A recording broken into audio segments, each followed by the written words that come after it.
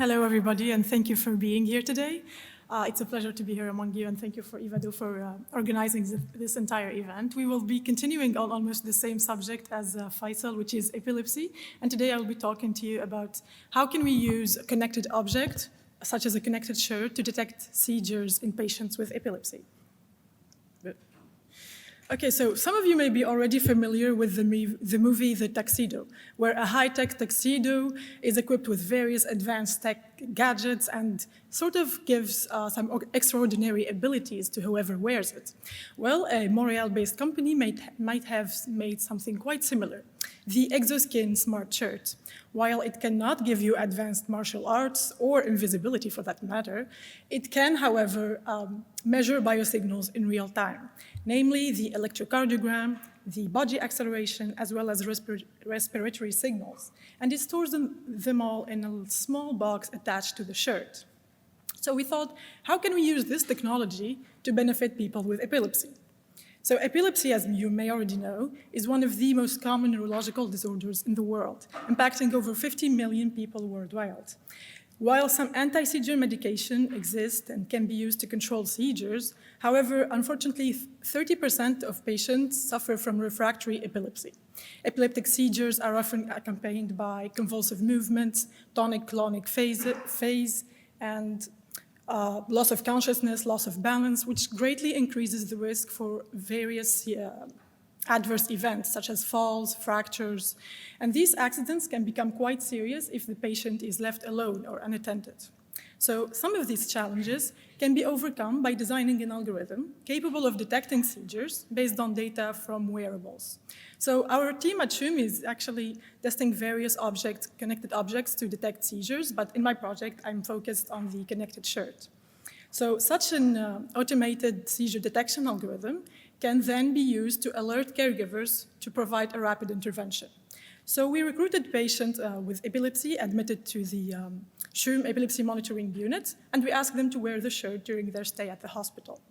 First, so to analyze the data, we started by pre-processing the electrocardiogram, and then we extracted features for heart rate variability and body acceleration. And then we merged these both modalities and used them to train a machine learning algorithm in order to classify between seizure and non-seizure segments. And then we added a post-processing method in order to reduce the number of false alarms in our results. Then, of course, we evaluated the performances of our algorithm. So we chose to do all of this using a nested cross-validation approach with patient-wise splits. So we chose to do this in order to reduce the bias in our results and try to avoid any data leakage while optimizing the hyperparameters of our algorithm. And so in each fold, we report performances on patients, on held-out patients not used for training.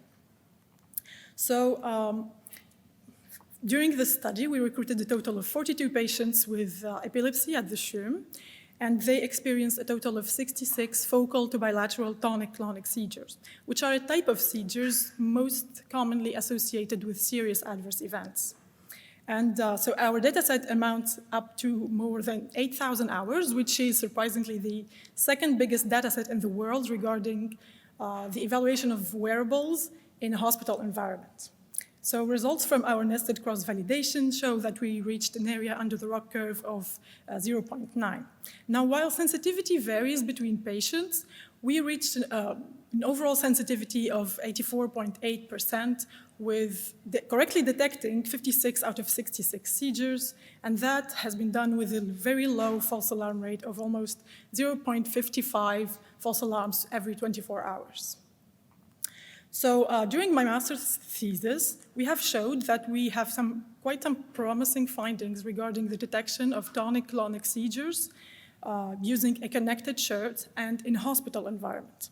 So for future work, we will focus more on having a real-time system integration with the Exoskin API so we can detect seizures in real time. And then, of course, validating these results in a home environment where patients do more like normal lifestyle activities, and of course, on a larger number of patients. Thank you all for your attention. It's been a pleasure to present to you.